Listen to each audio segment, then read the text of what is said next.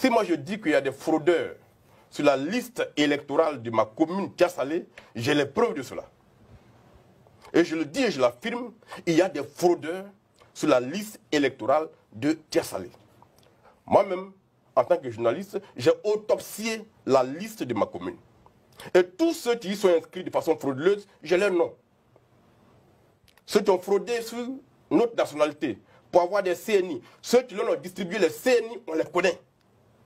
J'ai fait un dossier que j'ai déposé auprès du parquet de Dia-Salé pour que le parquet poursuive ces gens qui ont fraudé objectivement pour être sur la liste, avec les preuves à l'appui.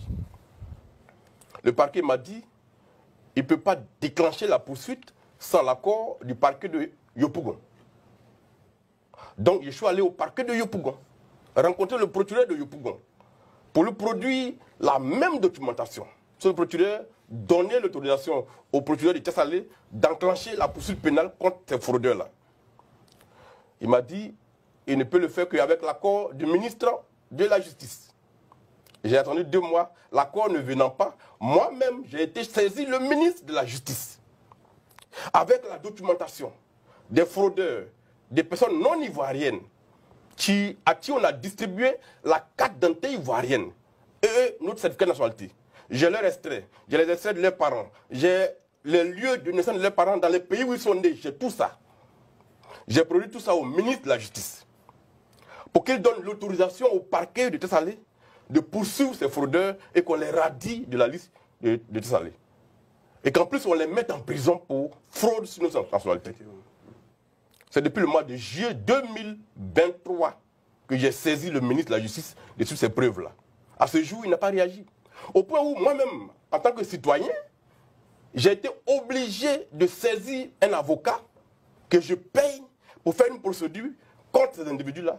La procédure est encore pendante devant le tribunal de Dia-Salé. Et les juges, en quelque sorte, marchent sur les œufs sur la question.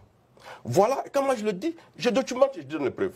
Donc, il ne faut pas affirmer les choses. Quand on dit qu'il y a 2 millions de personnes non ivoiriennes sur la liste électorale, il faut apporter les preuves. Parce que si l'autorité est de mauvaise foi et que ces personnes sur la liste électorale leur profitent, elles ne feront rien. Mais si chaque acteur politique dans sa zone de naissance, dans sa zone d'action, fait ce que j'ai fait là, et saisit un tribunal, en ce moment-là, on a une documentation qui pourrait être des preuves parlantes le jour où il y a un débat national à faire. Quand je vous le dis là, je vous dis que j'ai des preuves, que j'ai même envoyé comme ministre et les décharge. Et le ministre ne réagit pas. C'est comme ça qu'on peut interpeller les gens et les amener à prendre des décisions. Sinon, vous leur offrez la possibilité de dire, oui, vous dites ça, mais il n'y a pas de preuves. Mais moi, j'ai apporté des preuves, ils ne réagissent pas. Mais là, je peux maintenant dénoncer que le ministère de la Justice laisse sur la liste de Dia-Salé des personnes qui ne sont pas ivoiriennes, qui ont fraudé et avec lesquelles on a les preuves et ils n'agissent pas. Ça, les partis politiques, ça va ces éléments-là qui peuvent faire leur palabre. Donc aujourd'hui, moi, à Salé Timoko, je suis fondé à dire que la liste électorale de ma commune est truffée de personnes qui n'ont pas le droit d'y être, mais qui y sont. Et j'ai fait toutes les démarches prévues par les lois jusqu'au ministre de la Justice. Donc aujourd'hui, je peux dire que Dia-Salé, la liste n'est pas crédible. Mais est-ce que je peux le dire pour toute la Côte d'Ivoire? Puisque je n'ai pas les éléments. Donc moi, j'invite les acteurs politiques à faire les démarches légales. Et ça va nous permettre après de faire un débat sérieux. Parce que la CEI elle-même va se rendre compte qu'il y a une difficulté.